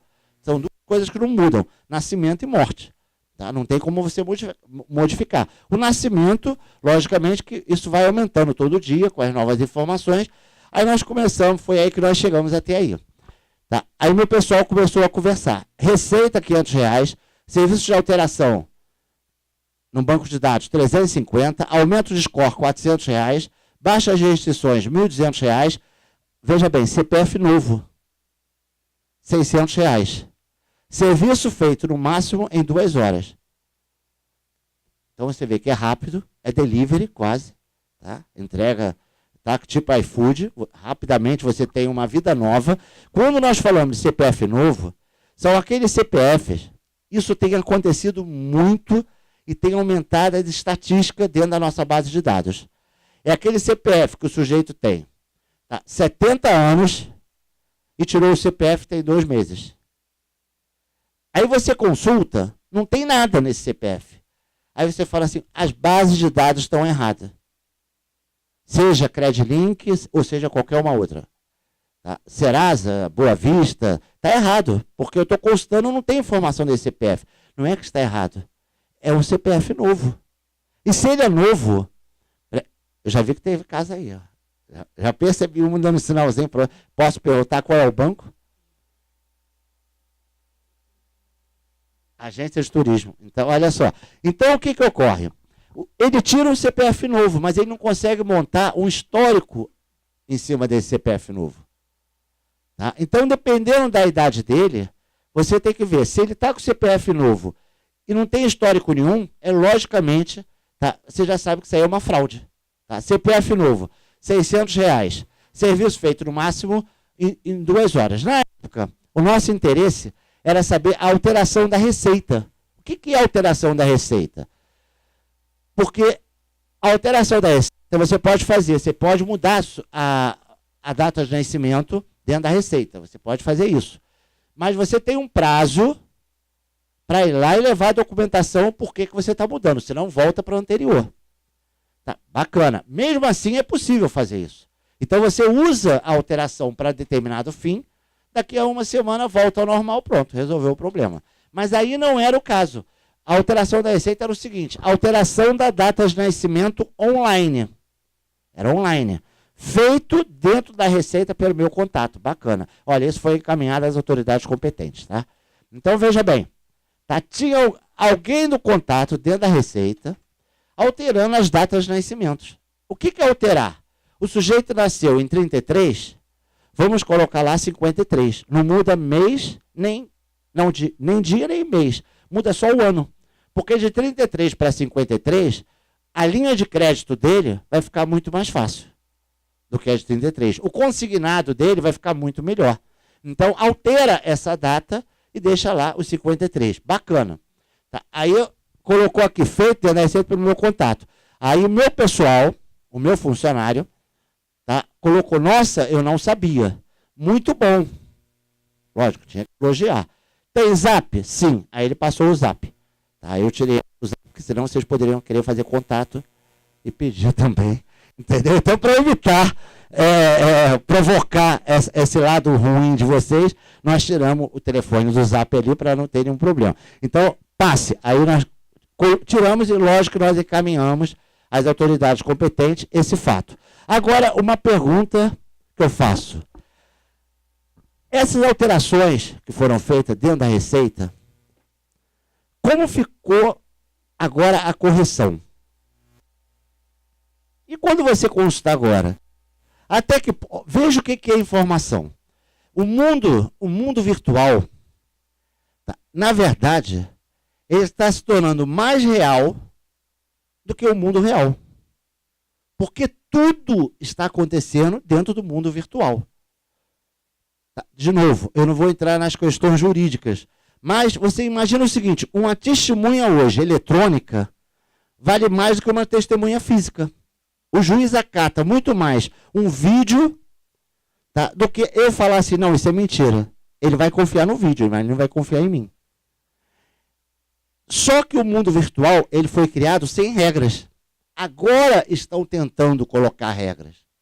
Só que essas regras agora não podem ser retroativas. O que está feito, está feito. Então você tem que pensar em muitas possibilidades, em várias possibilidades, quando se fala no mundo virtual, que esse é o caso. Você imagina que a certidão de nascimento hoje é mais confiável do que uma informação que vem da internet. Porque você está ali com não é para ninguém pedir certidão de nascimento, né? Mas eu estou dando um exemplo ali, nesse caso, das datas de nascimento que foram devidamente alteradas dentro da Receita. E essa é uma informação que pouca gente, às vezes, se incomoda. Na hora de criar um layout, na hora de fazer uma consulta, ela quer saber os dados, se o cara mora naquele local, se não mora, se está certo, se não está. Mas ela não está preocupada em saber quando que ele nasceu, a data de nascimento. Validar a data de nascimento. Então, a validação de uma data de nascimento é uma informação importantíssima para a detecção de fraude. Pode passar para o outro slide? Voltando, data de nascimento é importante? Olha, esse foi caso real, que aconteceu no nosso chat lá da Credlink. Vamos lá. Bom dia, sou o da Credlink, caso referente a Irene. Aí meu pessoal responde. Foi negado a data de nascimento dela com o ano de 53. Estava lá o documento dela com o ano de 1953. Aí o rapaz foi e mandou a foto. Tá. A maioria dos documentos estão com 1930. Isso meu pessoal falou. Tá.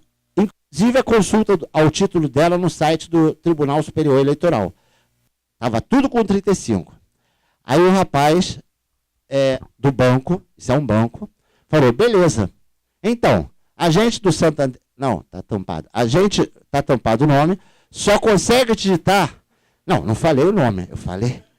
Tá? Entendeu? Não falei. Tá? A gente... Olha só, a gente... Aí colocou o nome, não, só consegue digitar se a idade tivesse igual o sistema de vocês. Ou seja, só conseguia validar ali se tivesse igual ao nosso. Se não conseguisse, não ia passar. A data correta que consta é 1935. Meu pessoal insiste. Tá? Olha, veja bem, olha os termos. Lá, olha, nós estamos falando de funcionário. Isso é o funcionário do banco. Funcionário de agência bancária. Bancária. Entendi, cara. Agora me diz uma coisa. Não tem como de jeito nenhum botar igual com a Receita? Qualquer coisa eu te pagava por fora. Porque eu só consigo digitar se a idade tiver igual. Aí o meu funcionário responde. Não tem como de jeito nenhum. Tudo isso aí foi gravado. Tá? Foi gravado, encaminhado também não só à entidade, mas como às autoridades competentes. E as providências foram tomadas. Isso não foi à tona pela imprensa para não haver exposição da instituição bancária. Aí veja bem, não tem como de jeito nenhum. O nosso sistema é mais confiável do que a Receita. E ele insiste. Veja por quanto você faria. Se for possível, claro. Você mandava a conta e eu transferia. Você imagina a operação para ele estar querendo montar isso de toda forma. Tenho certeza que essa operação ele ia levar grandes vantagens. Porque eu trabalho aí de novo o nome do banco, aí, veja bem que nenhum fraudador e nenhum bandido é suficiente esperto. Ele coloca, porque eu trabalho falou o banco, aqui de Recife, ainda disse o lugar. Tá? Nós vamos ter que tampar Recife amanhã. tá? Porque amanhã nós estaremos em Recife, né? Então, para não expor Recife, amanhã tampa o Recife também, entendeu? Amanhã, aqui de Recife. Aqui a consulta é pelo Confirme Online, entendeu? Aí o meu pessoal responde, entendi. Isso se chama fraude. Aqui na Credlink combatemos isso. Aí ele foi e desligou o chat. E lógico que isso foi encaminhado, a instituição bancária tomou as providências cabíveis e ele foi mandado embora. Tá? Vou ter que completar. Comentário meu, eu assumo que eu estou comentando. O mais absurdo não é ele ser mandado embora. O mais absurdo é que ele foi mandado embora e não foi por justa causa. Você veja a responsabilidade, porque todo mundo, tem um ditado, né, que fala assim, todo mundo vê as pingas que eu tomo, mas ninguém vê os tombos que eu levo. Porque, na verdade, tá, a instituição financeira ficou preocupada com a imagem dela. Para não vir à tona, ela mandou o funcionário embora direitinho, porque se vai por justa causa, poderia criar um problema maior de imagem. Então, ele foi mandado embora sem ser por justa causa. Tá? Então, está aí mais um caso relatado, entendeu? Em termos de fraude, em que muitas vezes o pessoal não está preocupado com datas de nascimento, com nada disso. Pode continuar. Vamos lá. Pessoa morta, CPF novo. Deixa aí. Isso foi um caso recente. Foi um caso. Quem me ajuda, não sei se. Eu vou pedir, se eu puder falar o nome, entendeu? Dá uma piscadinha para mim, em quem me ajuda muito nesses casos, entendeu? Tá? Pode falar? Pode. Olha só, eu tenho que fazer um agradecimento especial aqui publicamente ao Banco da Ecoval, na pessoa do Edinaldo, que eles me ajudam muito a detectar essas fraudes. Tá? Porque são vários casos que acontecem em termos de fraude que acabam realmente me ajudando. Nós vamos falar agora de um assunto muito triste. Muito triste, que é o óbito. Então, quando fala em morte, a gente já fica triste. Então, nós vamos começar pela pessoa morta. Primeiro, para conhecimento de vocês, se alguém da sua família morre, e você vai no cartório, fazer a certidão de óbito, o pessoal do cartório pergunta assim, você tem o CPF do falecido? Se você falar tem, bacana. Se você falar assim, não tenho, ele fala assim, então me dá o seu. Aí o que vai acontecer? Olha, veja a questão de informações a nível de Brasil. Vários casos já aconteceram lá no Daicoval. O que vai acontecer? Na hora que você for consultar essa pessoa que for solicitar crédito, quem vai estar morta? Vai ser ela. Tá? Vai ser ela. Aí tem que fazer todo um processo. Quando isso acontecer, primeira coisa que você tem que falar, você morreu alguém há pouco tempo na sua família? Morreu meu pai. Então você já vai ter essa informação. Tá? Você já vai saber que pode ter seu CPF dele que foi colocado no pai dele. O que é a pessoa morta com CPF novo? Pode continuar. É isso aqui. Foi descoberto agora também, tem 2 semanas. Observe só na certidão de óbito a hora do falecimento. 8 de outubro de 1999, às 13 horas. Agora observa quando foi tirado o CPF dele. 20 de 1 de 2000. Ou seja, é o CPF para uma pessoa que já morreu. Nós fomos tentar entender isso, mas como uma pessoa que já morreu pede um CPF? Na verdade, não é ela que pede, lógico que ela está morta, tá? Mas é alguém que precisa do CPF dela, que é esse caso aí. Pode continuar. Inscrição de pessoas falecidas. Isso se faz dentro da Receita Federal. Tá? Para que se inscreve uma pessoa falecida? Ah, está passando nas 3 agora? Ah, ok.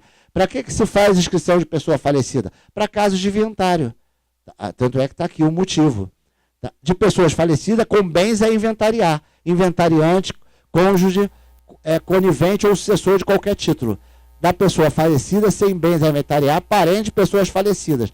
Ou seja, tanto para inventariante ou não, você tira um CPF para pessoas falecidas.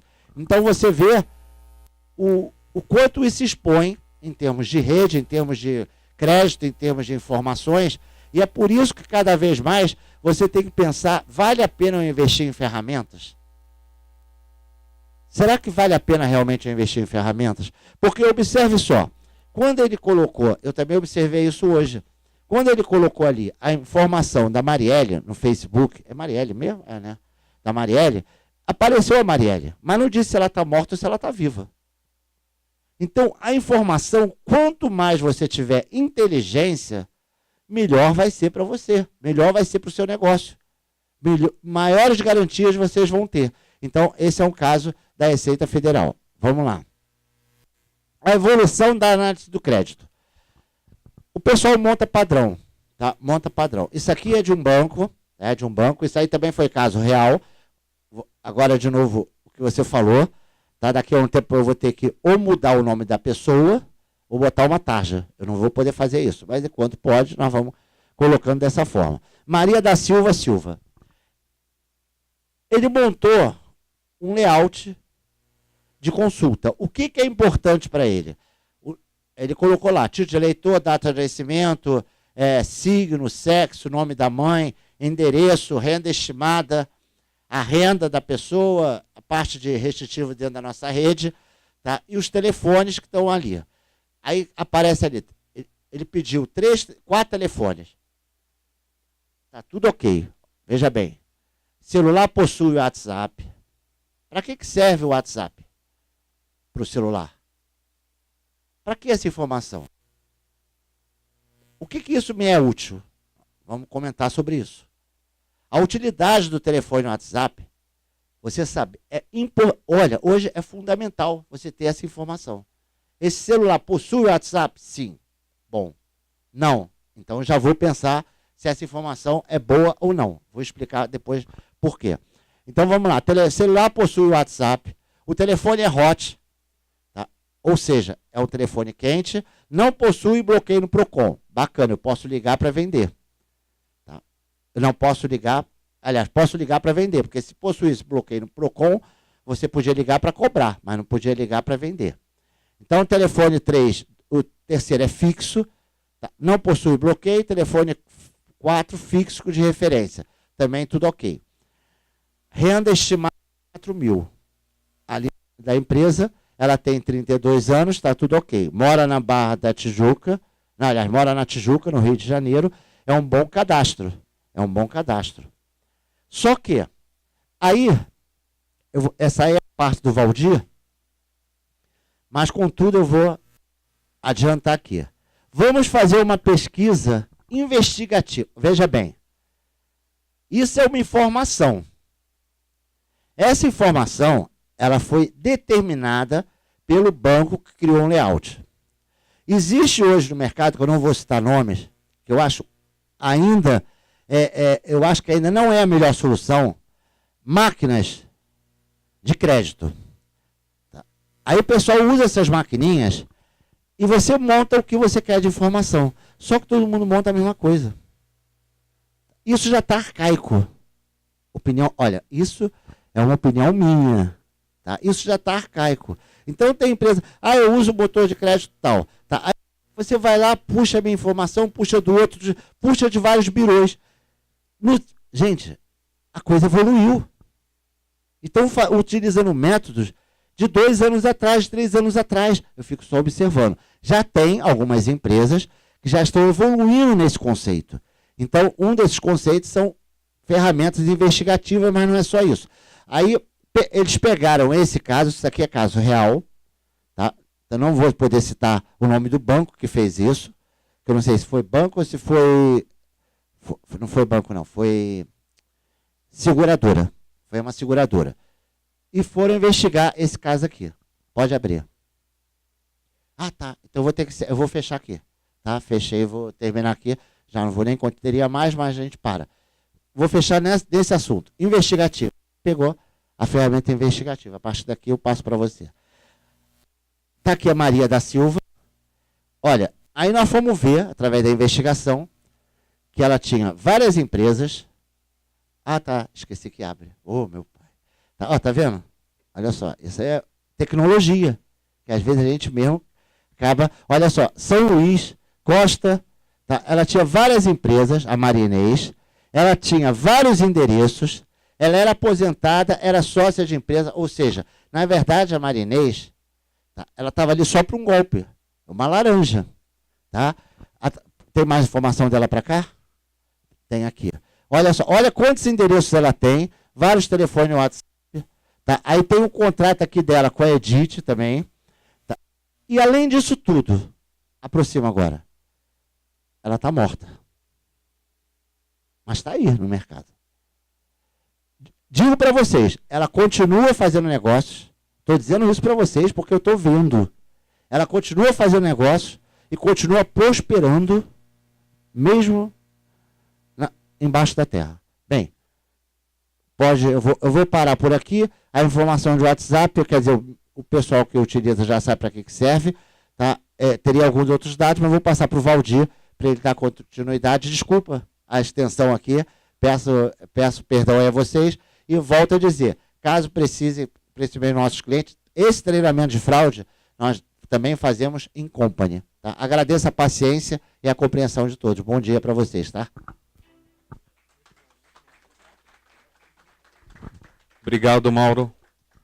Bem, eu vou falar do QCred. Antes de eu falar do QCred, tem um vídeo que fala do QCred, então eu vou colocar o vídeo aqui e depois eu vou fazer uma apresentação já na solução, ok?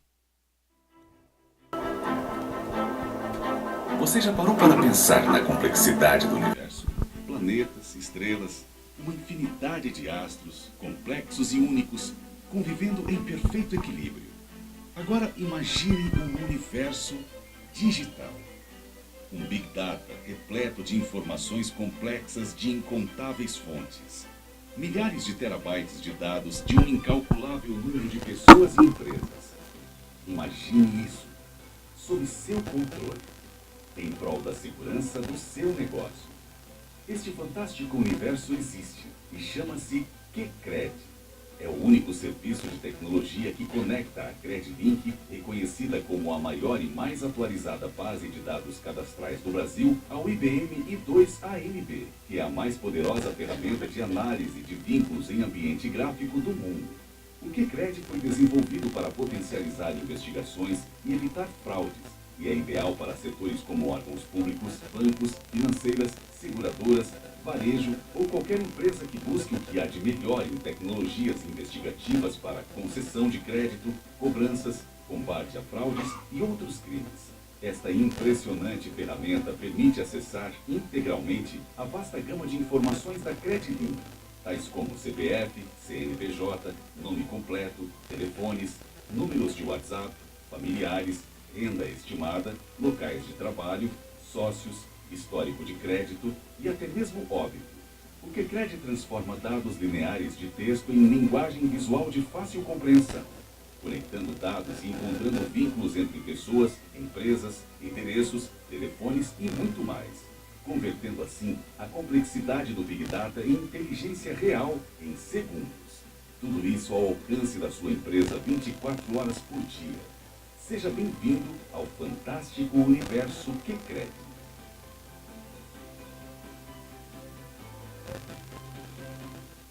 Então eu acessei remotamente aqui a aplicação. O QCred ele tem duas modalidades. Eu posso acessar na nuvem ou ter a solução instalada no equipamento. Eu estou acessando aqui na nuvem. Então agora eu vou rodar a aplicação que é o i2 Analyst Notebook remotamente. E vamos tentar, se a internet quer ajudar, eu faço uma pesquisa aqui, uma dinâmica de um caso, para vocês verem como que é trabalhar com a base de dados da CredLink usando a solução, o i2ANB. Não, eu coloco um vídeo onde eu também tenho um caso para trabalhar, mas eu separei um caso aqui, interessante. Se tudo correr bem aqui, a gente já começa a fazer uma pesquisa rápida.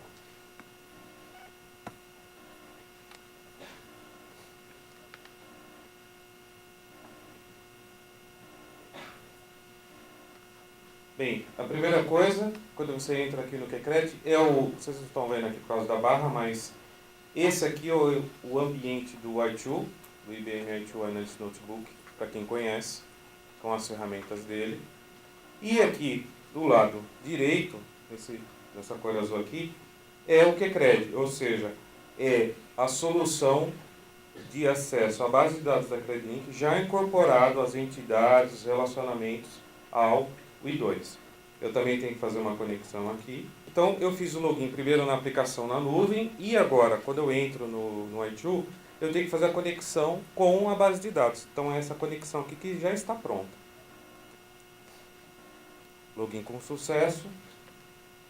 Então, ele vai daqui a pouco habilitar aqui as funções de pesquisa. Quais são as funções? Eu posso pesquisar uma pessoa por nome escrito mesmo, por extenso, ou pelo CPF, a empresa pelo nome ou pelo CNPJ, veículos pela placa aqui de São Paulo, e-mails e telefones. Então, ele já está habilitando aqui para mim. Fora isso, eu posso pedir, tem algumas opções aqui que, bem, eu vou começar um caso, que eu vou pesquisar uma pessoa e eu já quero ver os familiares, os moradores do endereço dessa pessoa, ou os vizinhos, eu já posso habilitar essas funções aqui embaixo. Ou então eu deixo assim para depois eu avançar na pesquisa. Mas eu vou pegar aqui, fazer uma demonstração, vou pegar um CPF, já aqui separado, de uma pessoa. O foco aqui é mais mostrar a dinâmica de eu fazendo a pesquisa, explorando os familiares dele, tem uma pessoa que chama atenção, eu vou explorar aquela pessoa que é, no caso aí, o filho dele, eu vou explorar o filho dele, tá bom?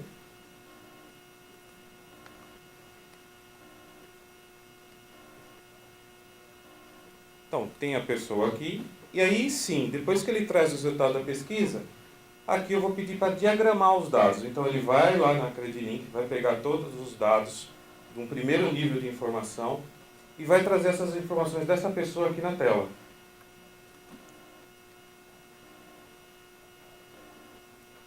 Só estou usando aqui, coloquei um CPF e estou usando aqui o mouse, né?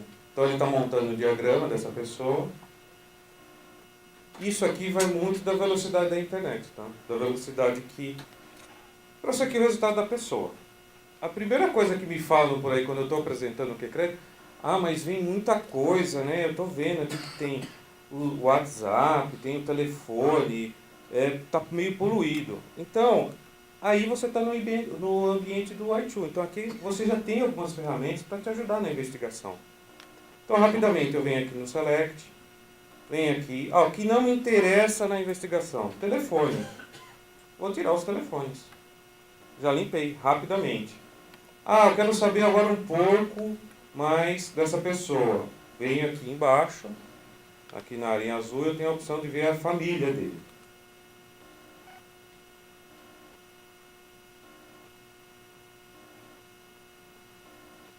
Tá. Ele trouxe aqui 3 pessoas. Trouxe aqui uma pessoa, que está indicada como filho. Trouxe uma outra pessoa, que é o cônjuge, e que tem óbito. Tá ok? Eu consto o óbito aqui. E tem um filho. Eu quero saber um pouquinho mais do filho. Vamos lá no filho? Então eu clico aqui no filho e peço para expandir um pouco mais a informação do filho. Peguei esse caso, como acontece com vocês, eu tenho um caso. Então, lembrando, o QCred não é aquela ferramenta que é o front-end de vocês que está barrando, não. É depois que passou da fila de vocês, caiu alguns casos para investigação, coloco aqui no QCred e vou explorar um pouquinho mais. Aqui nós só estamos usando os dados da Credilink. Imagine já quanta informação, é rica a informação aqui, para você fazer uma análise de uma pessoa. Então, o que chama a atenção aqui? Se a internet aqui ajudando? Estou clicando aqui, vamos ver. Eu estou vendo aqui que ele tem 5 empresas. Se eu conseguir aproximar aqui. Bem, vamos lá. Ele tem 5 empresas, o qual ele tem participação societária. Vocês vão ver aqui que, com os dados lá da Credilink, ele é administrador, sócio e tal. Isso me chama a atenção. Então, eu vou fazer o seguinte. Eu quero só expandir a informação dessas empresas, porque agora eu estou interessado em saber dessas empresas aqui, qual que é a ramificação societária. Então, eu vou fazer o seguinte. É que eu preciso segurar aqui. Eu vou pegar, tem aquela seleção lá automática, mas como tem outras empresas aqui, eu vou pegar as empresas, as 5 que aparecem aqui, e já vou pedir para expandir as 5 empresas. Então eu não preciso ficar expandido de um a um, eu posso fazer uma seleção e dessa seleção pedir para ele expandir tudo de uma vez. Então aqui começa uma exploração lá na base de dados e ele começa a montar na tela. Qual que é o meu foco aqui nesse exemplo de vocês? Saber, novamente, a ramificação societária dele. Bem, ele é sócio de empresa, quero saber quem que é o sócio dele e qual é a outra empresa que o sócio tem em sociedade. Então ele está criando aí uma árvore com todas as informações.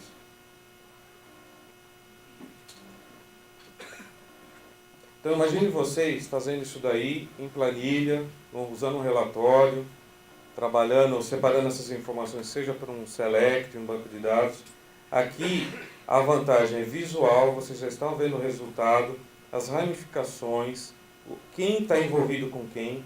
Ah, eu posso jogar outro CPF aqui? Pode. Eu quero pegar um outro CPF aqui e jogar para ver se tem alguma ligação com essa turma. Não tem problema. Você pode fazer isso. É uma ferramenta para o analista. Tá? Não é uma ferramenta assim, Valdir, mas eu tenho muitos casos. Tal. Não é uma ferramenta para a linha de produção. É uma ferramenta para o analista que está lá, tem um caso, ele precisa de um apoio de dados externos. Então, eu acredito que aqui encerrou. Aí, novamente, nossa, Valdir, está muito poluído. Eu não consigo ver o que eu quero ver, porque ele trouxe todas as informações de e-mail, carros, tal. Novamente, eu venho aqui rapidamente. Não me interessa saber os carros. Não me interessa saber casas. Não me interessa saber os telefones. Não me interessa saber os e-mails. Isso aqui que é o meu contexto. Só que tá ruim de ver, né? Perfeito. Deixa a ferramenta trabalhar para vocês, né? Tá aqui. Então, qual que é o foco da investigação e da solução? Fazer esse tipo de trabalho. Eu tenho aqui as pessoas investigadas, ao que eu coloquei o CPF, me chamou a atenção o filho, eu tenho aqui as empresas, o qual ele é sócio, e os outros sócios das empresas. Tá? Então eu tenho essa rede aqui, tá? Toda mapeada. Então, gente, é isso que o QCred ajuda demais a vocês. Eu posso fazer uma seleção aqui e ressaltar. Eu vou pegar aqui as organizações, estabelecer um estilo. Aí a ferramenta tem vários recursos analíticos, de relatórios. Então os pontos aqui, eu selecionei todos os pontos, e aqui são as empresas envolvidas. As empresas ao qual alguém trabalha e tem sociedade. Tá bom? Esse aqui é um exemplo de aplicação QCred. Nós temos outros exemplos, temos um vídeo também, mas devido ao tempo aqui, já estamos passando aqui quase 15 minutos do tempo previsto para terminar. Eu queria mostrar mais o foco da dinâmica da ferramenta. Isso aqui eu posso plotar, colocar no relatório e você tem um mapa aqui societário dessas pessoas. Tá ok? Alguma dúvida aqui no uso? Obrigado. Então, muito brevemente, de novo agradecer pela vossa presença e reiterar qual era o motivo da reunião de hoje. O motivo era educar-los um pouco com relação à necessidade de pensar um pouco sobre vossa estratégia de abordagem à problemática antifraude e anticrimes. Contem com a Aquanet, nos contatem, nós iremos visitá-los sem nenhum compromisso, sem nenhum custo, para conversar sobre vossa situação, vossas possibilidades e ajudar-nos a construir esse plano estratégico. Essa é a nossa missão. Se conseguimos despertar um pouco o interesse de vocês nesse sentido, então cumprimos o objetivo da manhã de hoje. Muito obrigado, tenham um excelente dia e até sempre. Obrigado. Obrigado.